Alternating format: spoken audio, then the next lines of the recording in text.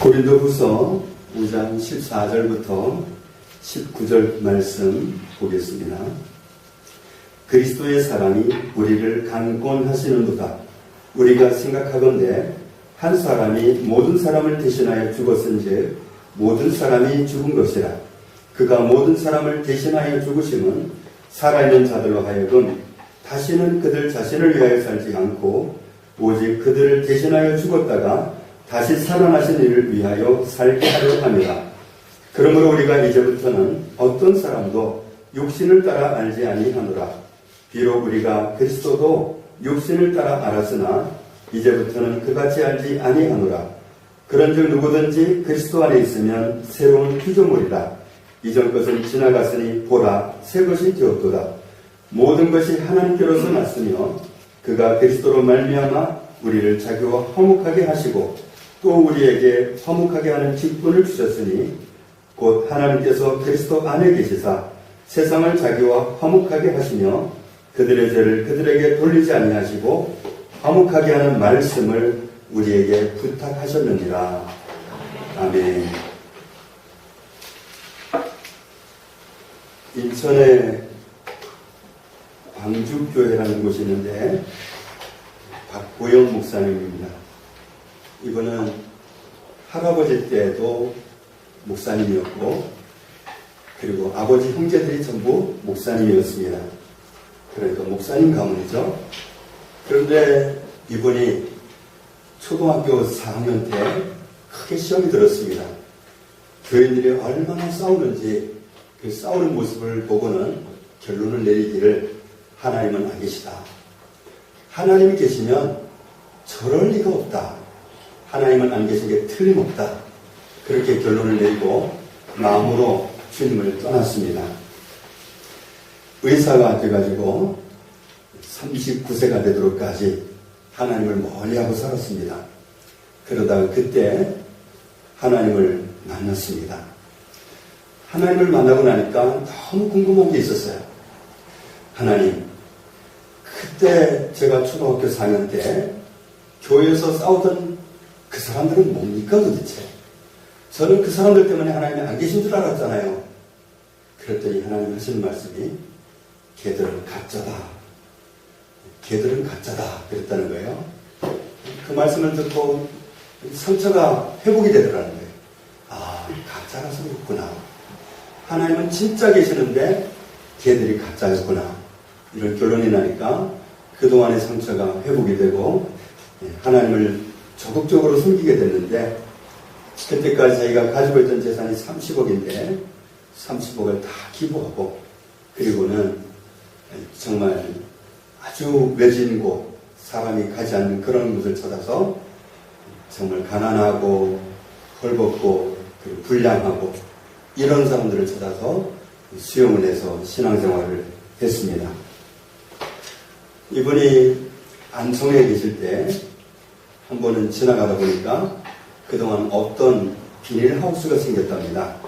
뭐 하는 곳인가 봤더니 개 잡아주는 곳. 마침 어떤 사람이 개를 자전거에다 싣고 왔는데 그물망에 넣어가지고 싣고 왔더랍니다. 그래서 싣고 와서 거기서 개를 내려가지고 이제 넘겨주려고 하는데 개가 얼마나 사납게 구는지 그리고 눈에서 파란불이 나오더랍니다. 그 모습을 보고 개가 무서운 줄 처음 알았대요. 아, 개가 저렇게 무서운 짐승이구나. 그분이 주인인지는 모르지만 개를 감당이 안 되니까 그 하우스 주인을 부르더랍니다. 아저씨 하고 아저씨를 부르니까 아저씨가 나와가지고 개의 목걸이를 탁 넘겨받으면서 이리 와 그러는데 그렇게 사납던 개가 갑자기 순한 양만한 돌변해가지고 그냥 질질 끌려가면서 버티지도 않고 끌려가면서 오줌통을 그 자리에서 싸는 모습을 봤답니다. 그래서 그 모습을 보고 길을 가면서 이분이 무슨 결론을 내렸냐면 사람이 인생을 잘못 살면 끝에 가서 개꼴 나겠구나 그런 결론을 내렸답니다. 정말 맞습니다. 하나님은 처음부터 사람에게 자유의지를 주셨습니다.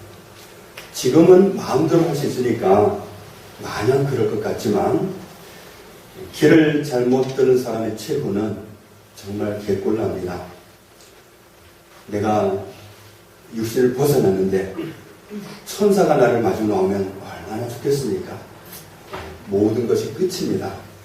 고생도 끝이고 슬픔도 없고 이제는 영원한 축복만 있습니다. 그런데 겁은 틱틱한 그런 모양을 한 나귀가 마주 올라온다면 곤란합니다. 그때는 버틸 재감이 없어요. 힘을 쓴다고 써봐야 이건 힘이 아닙니다. 그냥 끌려가는 거죠. 그러면 영원한 지옥으로 떨어져서 다시는 돌아설 수 없는 그 영원한 세계가 그 사람의 삶이 되는데 얼마나 비참하겠습니까? 정말 우리가 인생을 잘못 살면 개꿀납니다. 그런 비참한 결론을 맞지 않기 위해서 우리는 성경에 기록된 하나님 말씀에 집중해야 됩니다.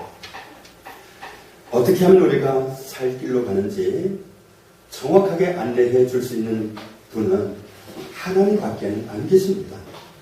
세상은 믿을 수가 없어요. 세상은 많은 사람들이 사탄에게 말하자면 감염이 되어 있기 때문에 사탄에게 감염된 사람들은 바른 말을 하지 못합니다.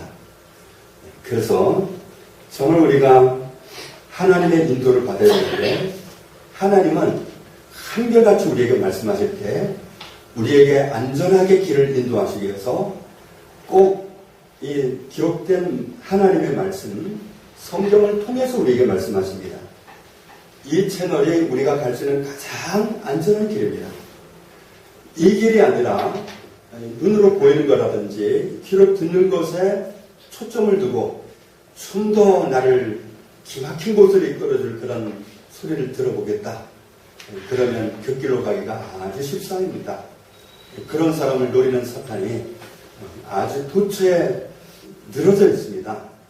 걔들이 밥으로 삼기 때문에 정말 우리가 살기 위해서는 이 하나님의 말씀을 날마다 내가 음식 먹는 심정으로 섭취해야 됩니다. 육신이 살기 위해서 날마다 먹어야 되는 것처럼 그렇다고 어제 먹은 밥이 오늘 아주 진절머리 나고 먹기 싫지 않잖아요. 어제 먹은 김치가 오늘 싫지 않잖아요. 우리는 이 똑같은 말씀을 대하면서 정말 이 영적으로 건강하면 날마다 먹는 밥이 나한테 새로운 밥처럼 느껴지는 것처럼 이 하나님 말씀이 날마다 새롭습니다. 늘 들어도 기쁘고 늘 들어도 행복하고 그렇습니다. 그런데 영이 끼어있지 못하면 맨날 똑같아. 맨날 이러면서 짜증이 납니다. 그러면서 섭취가 안 돼요. 음식을 먹어도 마찬가지잖아요. 섭취가 안 되면 이게 내 몸에 건강이 되지 않습니다. 많이 먹었다고 해서 건강한 게 아니라 섭취가 되어 건강한 건데 정말 편안한 마음으로 감사하는 마음으로 먹을 때 우리가 섭취가 되는 거지 짜증내면서 먹는다든지 스트레스 받고 먹는다든지 그러면 오히려 불균형이 일어날 뿐입니다. 하나님의 말씀이 마찬가지예요. 영의 양식입니다. 이건 우리의 영혼을 살리는 양식이기 때문에 육신 살리라는 뜻이 아니라 영을 살리려고 하는 거예요. 그런데 놀라운 것은 요한 3서 2절 말씀을 보면 영혼이 살면 육신도 삽니다. 사랑하는 자여 내 영혼이 잘된 같이 네가 범사에 살고 강건하기를 내가 간구하노라. 영혼이 살면 삽니다. 그런데 사람들은 자꾸 거꾸로 고집을 해요. 하나님이 내 사업만 뻥 터뜨려 주시면 기가 막히게 섬겠다니까요. 한번 해보시라니까요. 이러면서 막 협박을 하려고 그러는데 아닙니다. 하나님 협박을 당할 분도 아니고 하나님은 정해놓으신 그 길을 벗어나지도 않습니다. 하나님을 이겨먹을 수 없기 때문에 믿지 않지 말씀을 듣는 것이 이롭습니다. 하나님은 꼭 말씀을 통해서 우리를 인도하십니다. 그렇기 때문에 곁길로 가지 않으려면 꼭 이 하나님의 말씀을 내가 개인적으로 날마다 접하는 게 중요합니다. 그래야 교회에서 전하는 말씀도 때로는 오류가 있을 수 있습니다. 미가야 선지자 시대에는 하나님 편에 서 있는 선지자가 미가야 한 사람뿐이었습니다. 모든 선지자가 다 감염이 됐습니다. 거짓말하는 영을 받아서 아합 왕에게 거짓을 예언합니다. 전쟁에 나가십시오. 대승입니다. 승리합니다. 그랬지만 미가야는 다른 말을 했어요. 아닙니다. 천상에서 회의가 있었습니다. 당신이 이 전쟁에 나가면 죽습니다. 그런데 모든 선지자에게 거짓력이 임해서 지금 거짓말을 하는 거니까 속지 마십시오. 아합이 장담하고 나갔지만 미가야의 예언대로 그는 죽어서 돌아왔습니다. 하나님 편에 서 있느냐 안 있느냐 이것은 정말 사람을 믿을 수는 없어요. 목사도 까딱하면 곁길로 들어서기 때문에 목사 말 듣고 가겠다. 이건 곁길로 가기로 작정한 사람이나 마찬가지예요. 꼭 내가 이 말씀으로 가겠다. 이 말씀으로 가겠다고 작심하고 이 말씀을 붙잡고 가면 분별이 됩니다. 그러면 교회에서 말씀을 잘못 전해도 나는 삽니다. 그러나 잘못 전하는 걸 모르면 아멘 안 해야 되는데 아멘 해가면서 잘한 줄 알고 좋다 그러면서 따라가다가 영 벗어나는 거죠. 그렇지 않기 위해서 우리는 늘 이 기록된 말씀, 하나님의 말씀을 개인적으로 날마다 꼭 섭취하십시오. 그래야 바른 길을 갈 수 있습니다. 그러면 우리는 살 길을 얻을 수 있습니다. 하나님은 이 말씀을 통해서 우리에게 살리십니다. 그래서 예수님이 40일을 금식하셨을 때 사탄이 와서 시험하잖아요. 얼마나 배가 고프겠냐고. 하나님의 아들인데 능력도 텐데 이 돌덩이 떡으로 만들어서 먹으라고. 주님은 요동도 안 했습니다. 사람이 떡으로만 사는 것이 아니다. 떡으로만 산다면 내가 또 만들어 먹겠지만 떡으로만 산 게 아니다. 사람은 하나님의 입으로부터 나오는 모든 말씀으로 사는 존재다. 말씀으로 삽니다. 그래야 우리가 곁길로 가지 않기 때문에 이 말씀에 집중하십시오. 그래서 날마다 꼭 말씀을 내가 양식을 섭취하는 심정으로 말씀을 섭취하십시오. 그러면 세상이 다 변절돼도 나는 바른 길을 갈 수 있습니다. 그러면 개꼴 안 납니다. 그런 결과를 맞이해서 되겠습니까? 정말 그때 가서 개꼴 나면 어떻게 하겠습니까? 날마다 말씀 읽을 때 성령님 나에게 깨닫게 해주십시오. 깨닫게 해주십시오. 그래서 깨닫게 해주시면 그럼 응답하십시오. 감사하든지 회개하든지 제가 이 부분 고치겠습니다 하든지 응답을 하십시오. 하나님과는 그렇게 하면서 살아가는 겁니다. 저는 18살 때 교회를 갔는데 교회에서 고등부를 갔거든요. 세문안교회. 분방공부 시간이 되면 선생님이 분방공부를 하고 나서 끝에 가서 꼭 기도를 돌아가면서 하자고 하더라고요. 종종. 그러면 제 차례가 되면 저는 기도를 못했습니다. 돌아가면서 한마디만 해도 될 텐데 제 차례가 되면 저는 완전히 그냥 얼어버립니다. 입이 떨어지질 않아요. 무슨 말을 해야 될지 모르겠어요. 그래서 제 차례가 오면 잠시 정적이 들었다가 그러고 넘어갔는데 제가 기도를 배운 동기가 있습니다. 저의 여자친구가 어느 날 만나가지고 대화를 나누고 헤어질 때 우리 기도하고 헤어지자고 했더라고요. 나는 기도를 못하니까 기도하라고 했더니 먼저 기도를 하더니 기도를 하래요. 나는 못한다 그랬더니 기도가 뭐 어렵냐. 아는 사람하고 대화하듯이 내가 아는 하나님하고 내 아는 아버지 하나님과 대화하는 건데 뭐가 그렇게 어렵냐. 그래서 그때 제가 기도를 배웠습니다. 그때 말문이 터졌어요. 아주 느낌 말 떨어졌습니다. 정말 우리가 하나님께 대화하면서 가야 됩니다. 말씀을 보았으면 응답하는 거예요. 어떤 깨달음을 주셨으면 거기에 응답하는 거예요. 응답하면서 가는 겁니다. 어떤 부분이 새롭게 발견됐으면 정말 저를 도와주십시오. 그렇게 하든지 저에게 성령 충만하게 해주십시오 하든지 정말 이 말씀대로 살아갈 힘을 달라고 기도하든지 저건 우리가 대화해야 됩니다. 반응을 해야 됩니다. 이 말씀이라는 하나님이 나한테 말씀하는 거기 때문에 읽고 나서 반응을 해야죠. 읽었다 그러고 퍼버리는 게 아니라 반응을 하는 겁니다. 그렇게 교제하면서 가는 것이 우리로 하여금 정말 생동감 있게 살아서 하나님을 기쁘시게 하는 길을 가기 때문에 우리가 꼭 그렇게 갈 수 있기를 원합니다. 이 시간만 되면 꼭 방해를 받는 분이 몇 분 계시는데 오늘부로 방해를 안 받으셨으면 좋겠습니다. 살기 위해서 고린도서 5장 14절 말씀에 보면 그리스도의 사랑이 우리를 강권하시는구나 그랬습니다. 이 강권하신다는 말씀이 원어로는 포위하다, 에워싸다, 가두다, 포로로 하다, 사로잡다, 지배하다, 다스리다 그런 뜻입니다. 그러면서 하시는 말씀이 그리스도 한 사람이 모든 사람을 대신하여 모든 사람을 위하여 죽었다. 그래서 어떤 결론이 나느냐 하면 결론이 뭐냐면 그렇다면 모든 사람이 죽은 것이다.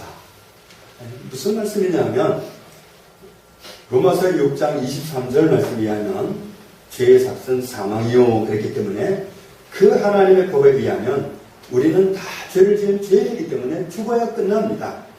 그런데 우리가 죽어서 끝나버리면 아까 말했던 개꼴 나잖아요. 하나님의 아들이 이거 막으려고 오신 거거든요. 그래서 그분이 뭐 하셨느냐면 우리를 위해 죽으셨단 말이에요. 우리를 대신해서 죽으셨어요. 그래서 그분 한 사람이 우리를 대신해서 우리 모든 사람을 대신해서 죽으셨다. 결론은 그렇기 때문에 그렇다면 모든 사람이 죽은 것이다. 그리스도가 모든 사람을 대신해서 죽으셨기 때문에 그렇다면 모든 사람이 죽은 것이다. 이제는 안 죽어도 된다 이거죠. 죄값은 한 번만 치르면 됩니다. 물건값을 한 번 치르면 끝나듯이 죄값은 한 번 치르면 끝납니다. 하나님의 아들이 오셔서 우리의 죄값을 대신 치루어 주셨습니다. 이게 바로 그리스도의 사랑입니다. 그리스도의 사랑이 우리에게 애워싸고 있다. 그리스도의 사랑이 우리를 포위하고 있다. 그리스도의 사랑이 우리에게 결합되었다. 그리스도의 사랑이 우리를 사로잡았다. 이런 말씀입니다. 15절에 그리스도께서 모든 사람을 대신하여 죽은 것은 예수님 때문에 살아난 사람들이 더 이상은 자기 자신을 위해 살지 말고 누구를 위해 살도록 우리를 위해서 죽으셨다가 살아나신 예수님을 위해 살도록 하게 하려고 그러셨다. 이렇게 말씀하십니다. 살아나신 분을 위해서 우리를 살려주신 분을 위해서 살게 하려고 주님이 대신 죽어주셨다. 자신을 위해 살라고 하는 말 그것은 가장 듣기에 좋습니다. 야, 너가 하고 싶은 거 해. 너 소원이 뭐야? 너 그거 해. 듣기 얼마나 좋은지 몰라요. 그건 정말 그 사람을 위한 말 같지만 그게 사탄 우리를 파멸을 몰고 가는 객골 만드는 함정입니다. 자기를 위해 사는 거, 나를 위해 사는 거 듣기엔 제일 좋지만 그게 독약입니다. 우리가 누구를 위해 살아야 되냐면 주님을 위해 살아야 됩니다. 주님은 나를 살리기 위해서 나를 위해 죽으셨습니다. 무슨 말씀이냐면 주님은 나를 살리기 위해서 목숨을 걸으셨습니다. 목숨을 걸고 나를 사랑하신 분이 주님이십니다. 목숨을 걸고 나를 사랑하신 주님을 사랑하는 것만큼 안전한 길이 없습니다. 그거야말로 바로 나를 위해서 사는 가장 합당한 길입니다. 가장 안전한 길입니다. 내가 주님을 위해 산다면 그분은 어떤 분이냐면 나를 살리기 위해서 나를 위해서 목숨을 던져버린 분입니다. 목숨을 걸고서 나를 사랑하신 분이 주님입니다. 내가 그 주님을 사랑한다는 건 나를 사랑하는 최고의 방법입니다. 그런데 돌변해서 나를 사랑한다. 내 인생 내가 책임지지 누가 나를 위해 사냐. 그러면서 나를 위해서 모든 초점을 맞춘다면 그거야말로 길을 잘못 접어드는 겁니다. 사탄이 그 말로서 사람들을 호리고 있기 때문입니다. 너를 위해 살아라. 하나님이 정말 너를 위한다고 생각하니 너를 위해 살아야지. 네가 그 열매 먹으면 하나님처럼 될까 하나님이 속인 거야. 지가 속이면서 너 자신을 위해서 넌 먹어야 돼. 이게 바로 사탄이 주는 함정입니다. 나를 진짜 위하는 것은 나를 위해서 목숨을 던지신 그분을 위해 사는 겁니다. 이제 우리는 주님을 위해 살아야 됩니다. 나를 사랑하시는 분은 주님밖에 없습니다. 나를 위해서 목숨을 던지는 분은 주님밖에 없습니다. 나를 위해서 목숨을 걸고 사랑하시는 분은 주님밖에 없습니다. 그래서 내가 주님을 사랑하는 것만큼 나를 사랑하는 최고의 방법은 없습니다. 그래서 이제는 우리가 주를 위해 살아야 됩니다. 주를 위해 사는 게 바로 나를 위해 사는 겁니다. 우리가 그렇게 살기를 주님은 바라고 계십니다. 16절 말씀 같이 읽겠습니다. 그러므로 우리가 이제부터는 어떤 사람도 육신을 따라 알지 아니하노라. 비록 우리가 그리스도도 육신을 따라 알았으나 이제부터는 그같이 알지 아니하노라. 아멘. 이 말씀이 무슨 뜻이냐 하면 다른 번역으로 좀 읽어보겠습니다. 현대어로 읽어보면 그러므로 세상적인 생각이나 눈에 보이는 것을 가지고 그리스도인을 평가하는 삶을 그만두십시오. 나 역시 과거에는 그런 생각으로 그리스도를 단순히 나와 똑같은 인간으로 보았습니다. 그러나 지금은 완전히 달라졌습니다.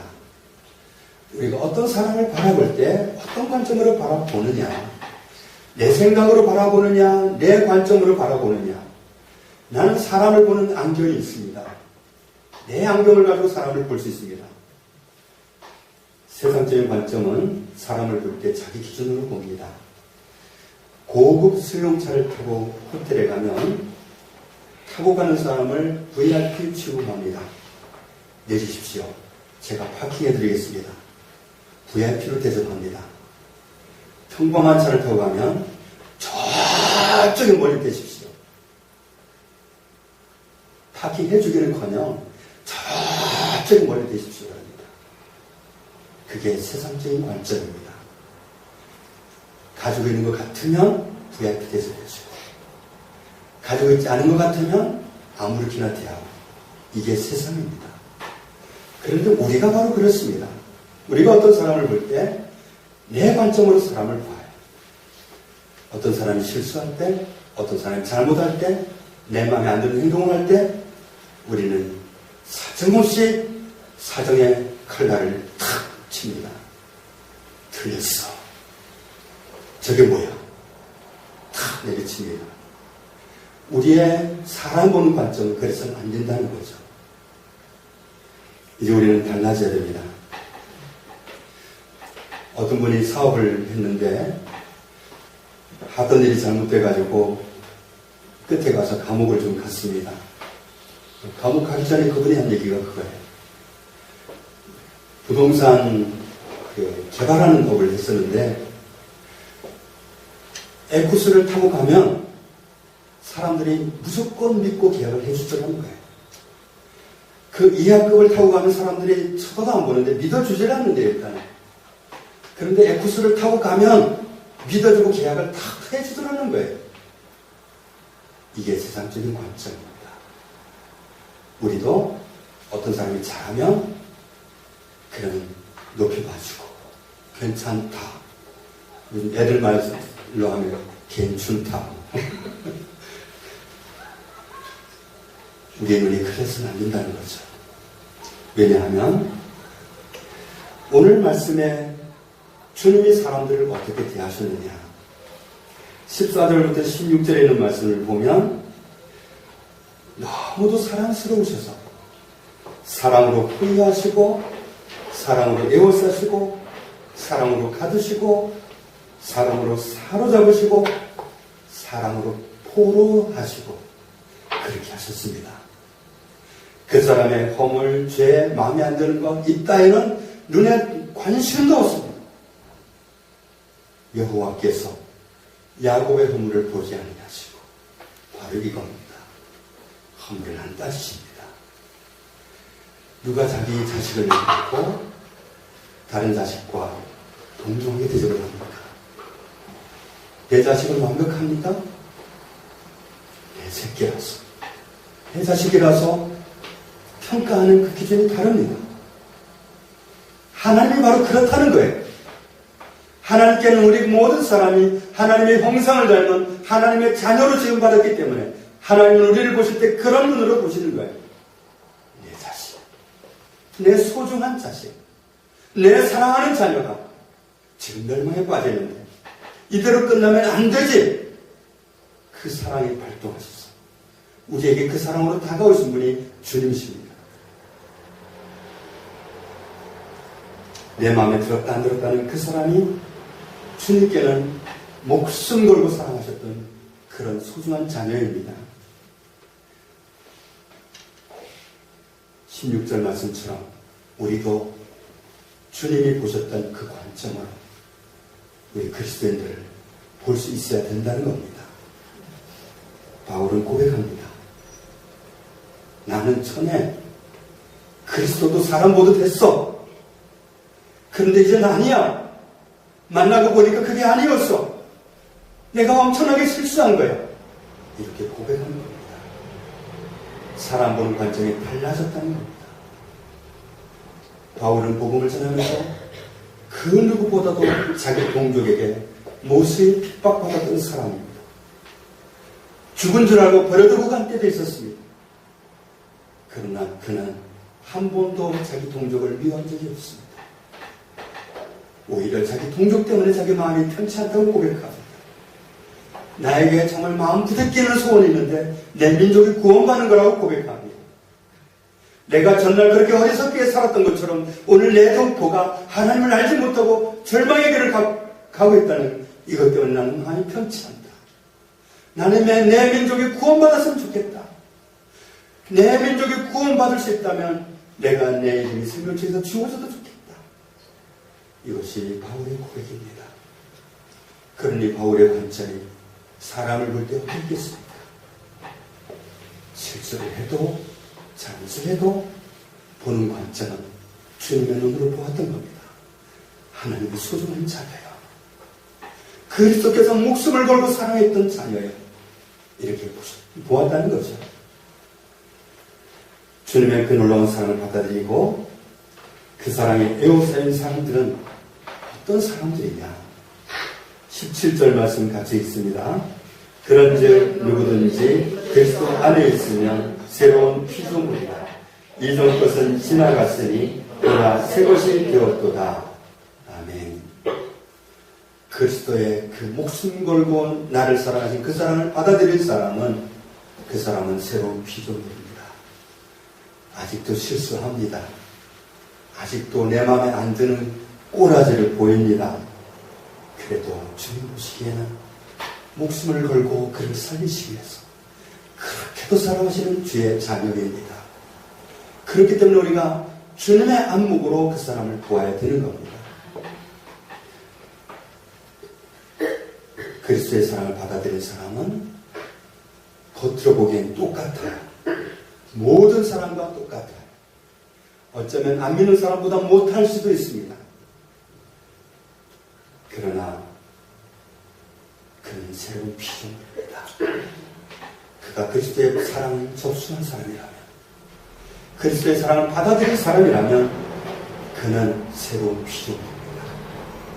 내 보기에는 옛사람 같아도 그 사람이 그리스도의 사랑을 마음에 접수했다면 그 사람은 새로운 피조물입니다. 우리는 때로 누가 잘못하면 지적해주고 싶고 말해주고 싶고 그럴 때도 있습니다. 그러나 19절 말씀을 보면 하나님께서는 세상 사람과 화목하시기 위해서 그들의 죄를 그들에게 뭐 하셨더랬죠? 돌리지 아니하시고, 그들의 죄를 그들에게 돌리지 않았다는 얘기는 무슨 얘기예요? 그들의 죄를 그들에게 묻지 않았다는 얘기예요.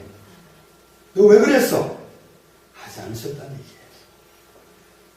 우리의 죄를 우리에게 묻기는커녕 흠없는 하나님의 아들에게 넘기시고 하나님의 아들이 우리 죄값을 몽땅 치르게 하셨어요.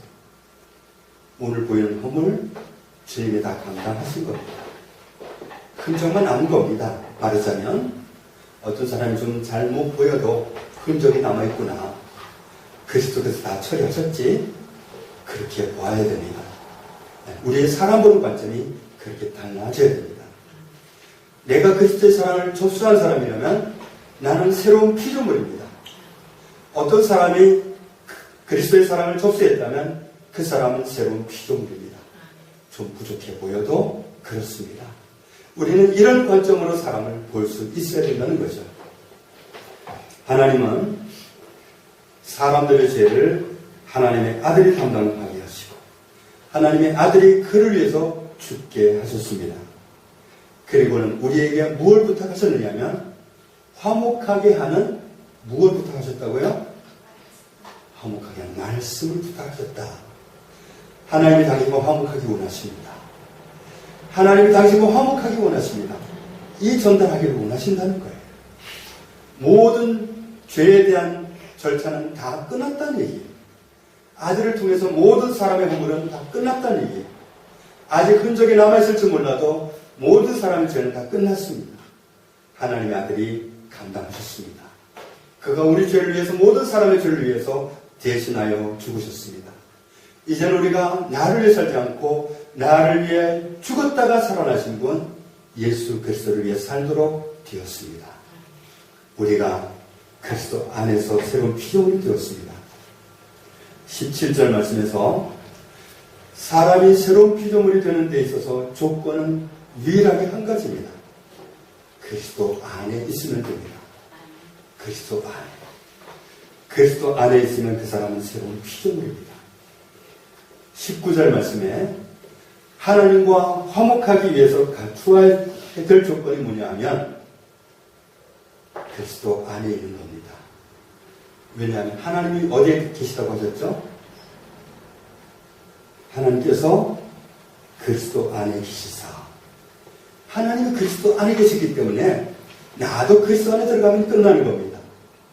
그러면 우리는 하나님과 화목합니다. 우리를 화목하게 하시기 위해서 우리의 죄를 아들에게 넘겨서 우리 죄를 위해 죽게 하신 그 하나님과 우리는 화목합니다. 그리스도 안으로 들어가기만 하면 우리에게 화목하게 하는 말씀을 부탁하셨기 때문에 우리는 그리스도의 사랑 안으로 들어오도록 사람을 고면하면 됩니다. 중요한 것은 그리스도 안입니다. 그리스도 안에 있어야 새로운 피조물입니다. 그래야 24절에 보면 그의 계명을 지키는 자는 주 안에 거하고 주는 그의 안에 거하시나니 우리에게 주신 성령으로 말미암아 그가 우리 안에 거하시는 줄을 우리가 아느니라. 우리가 주님의 계명을 지키면 나는 주님 안에 거하는 사람이에요. 와, 주님의 계명을 어떻게 지키나? 23절을 보겠습니다. 같이 읽습니다. 그의 계명은 이것이니 곧 그 아들 예수 그리스도의 이름을 믿고 그가 우리에게 주신 계명대로 서로 사랑할 것이니라. 아멘. 주님이 목숨 걸고 사랑하시는 그 사람을 나도 사랑하는 겁니다. 주님이 사랑한 것처럼 사랑하는 겁니다. 그러면 내가 주님 안에 있습니다. 사랑하면 살겠죠? 우리는 그렇게 할 때 내가 주님 안에 있는 사람이 됩니다.